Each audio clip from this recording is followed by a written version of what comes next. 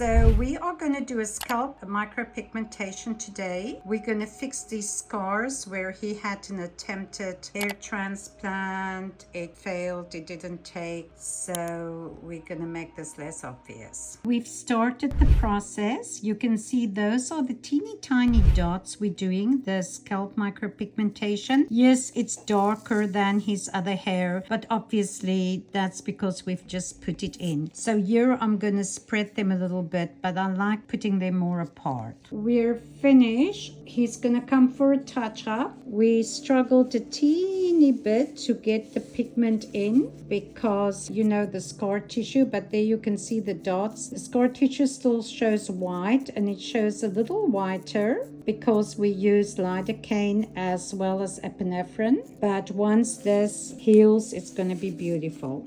So we're busy with scalp micropigmentation. I have already done plenty. We're going to start moving here. There you can see I have not wiped it yet. Here we've wiped it. There you can see. So when you do scalp micropigmentation, I prefer them sitting because I can see better. You cover your chair. You do not need a hair salon chair, a comfortable chair, and you make sure they wash their hair and you make sure they safe with plastic covering. These you can get, they're not expensive, and then you just go for it. So what is scalp micropigmentation? Scalp micropigmentation is basically what I call smoke and mirrors. You can see how wide it is there.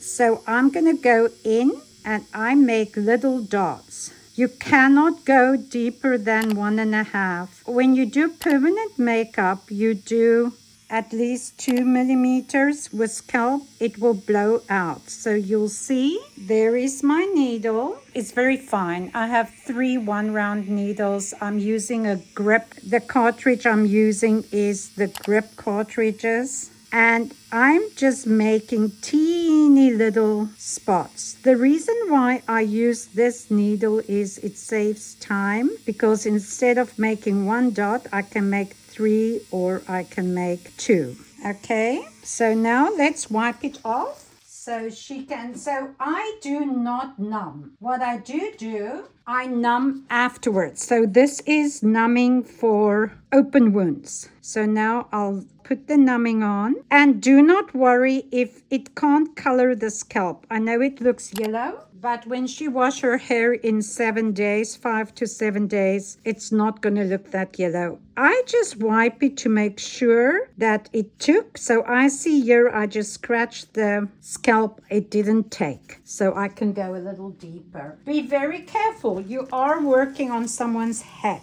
Don't go in there tattooing them like crazy. These are people who just want to walk without a hat. They don't want to look like someone tattooed figurines on their heads, or like they have little lice.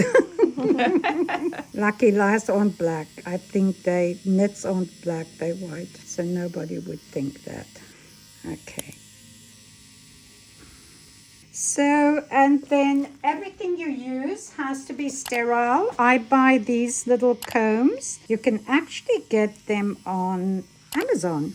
And I buy them because they come sterilized, each package in their own little plastic bag. So that is very handy. Give the comb afterwards to your client because you're not allowed to sterilize and use it again. You're not allowed to. This is open skin. If you're a licensed micropigmentation specialist, you will know this. I don't have to tell you that. Okay.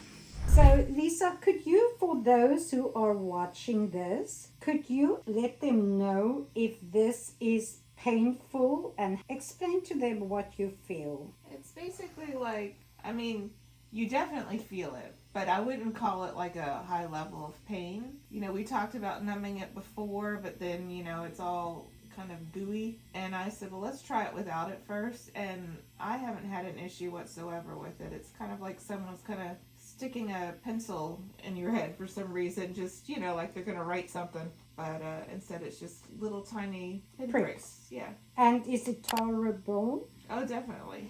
Okay. And also, I do put clearless for broken skin. I use Duration, but this is a liquid. Look there.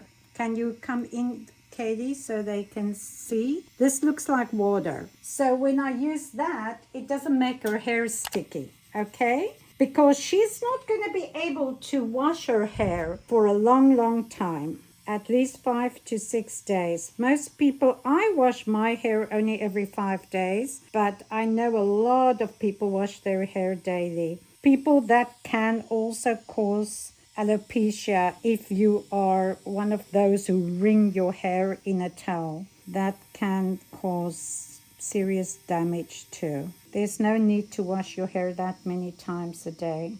Okay. Her husband will be able to see and tell her what he thinks. Okay, I think we heard her enough if she wants more. I'm having fun though. I'm good. I don't really hurt that much. And like I said, I don't mind if my face is on there. I've told a lot of people the reason that I started wearing the hat was COVID and menopause. Now, the scalp will be a little red. I can see where her scalp has gone a little red. And before she wash it, it will most probably look as if her scalp is a teeny bit dirty, which it's not. Her scalp is extremely clean. You see that mole? When you do scalp, can you see that mole? People have moles on their scalp. Don't pigment here. Do not do pigment there. Here, I'm not even going to go close to that. You see how far I stay away from that little mole? Don't do pigment there. I've had that mole forever. I asked my dermatologist, I'm like, can I just take it out? And they're like, well, then you just have no hair there, and that might look kind of funny. I'm like, okay, I guess I'll keep with it. Doesn't hurt or anything. No, it doesn't. But when you go to the dermatologist, I'm actually going soon. Then you have to make sure they usually do. They always check it. Yeah, but you have to tell them to check your scalp too. And when you go, tell them you had scalp micropigmentation. Because sometimes, I promise you, this is such a wonderful thing. Sometimes a dermatologist cannot even see the difference between new growth and scalp pigmentation. Okay.